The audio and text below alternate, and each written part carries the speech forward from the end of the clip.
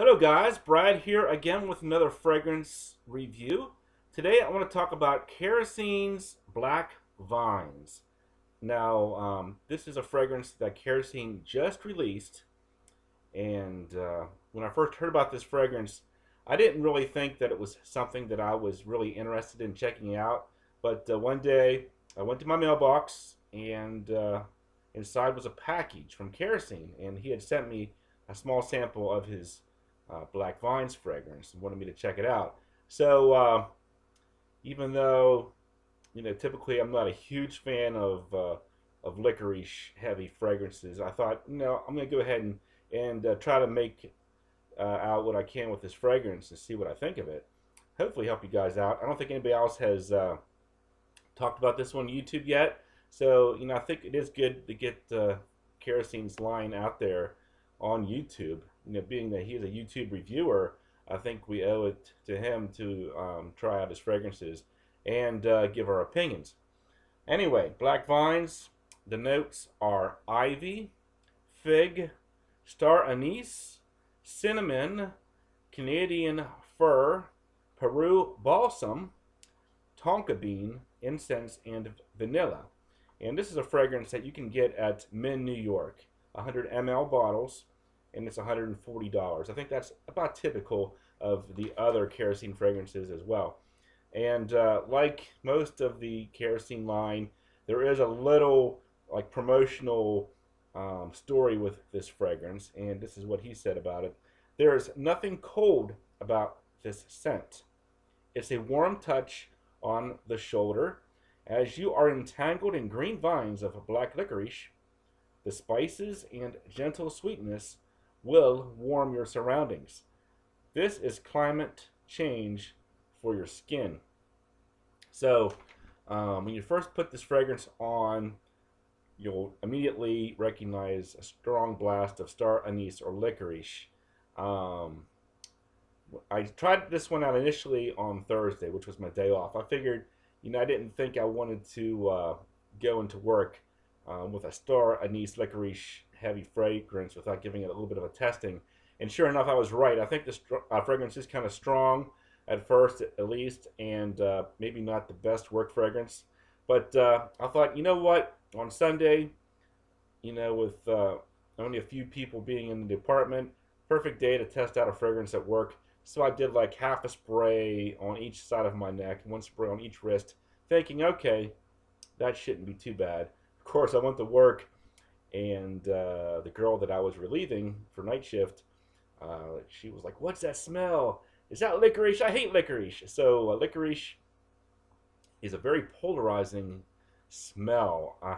I know somebody at one point apparently did a study, and it was my understanding that somebody said that the most appealing or sexy smell to a woman's nose is licorice or like Good and Plenty candies and baby powder. And I'm not sure if that's true in my world, but that's what somebody said. A lot of the women that I've asked, like my wife and my stepdaughter, they think it's not that great.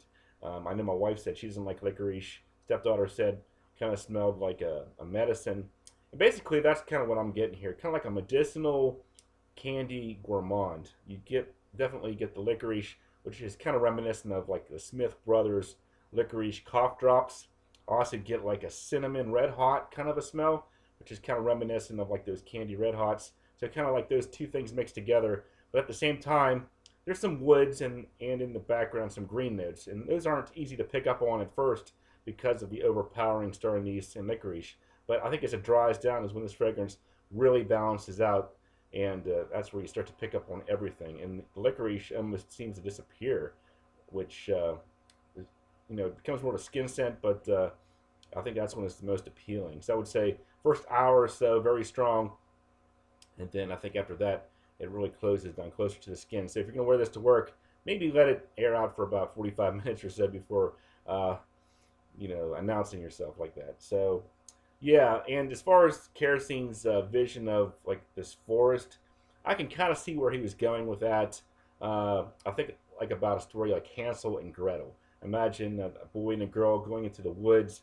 There's like a witch's house made out of gingerbread and candy, maybe the trees are made out of cords of black licorice. Maybe you got some cinnamon bushes. Maybe you got some little strands of ivy as well. So I can kind of see where that's going. But unfortunately, I'm not sure if the average Joe that smells this fragrance is going to join you on that journey. I think they're going to think, it smells like licorice. And then once it dries down and really becomes its own, it's going to be kind of hard to smell unless your skin close. So, yeah, if you'd really like licorice, check this one out. I know Lolita Lampica on Masculine was a huge fragrance in the community for a while back. I'm not sure what's going on with that fragrance right now, if people still like it or what, but this one, I think it's kind of like a grown-up niche version of Lolita Lampica on Masculine. Other ones that I'm kind of reminded of are Atelier Cologne's Mistral Patchouli and Annick Goutal's Mandragore Pure Prey, which also have a heavy star anise licorice. And I think Mandragore Pure Prey also had some kind of a story involved, like the ancient times of medicine and stuff like that. So, yeah, this one, I would say, if you like any of those three fragrances, this one's worth checking out. Personally, I think I like my star anise in more moderate doses, like L'Homme Libre from Yves Saint Laurent is a great example of a modern fragrance with just a touch of star anise. True Star by Tommy Hilfiger, Rive Gauche, which is more of a classic barbershop take on star anise. But as far as like a strong dose of it, I'm not really sure about that because it's so polarizing and difficult.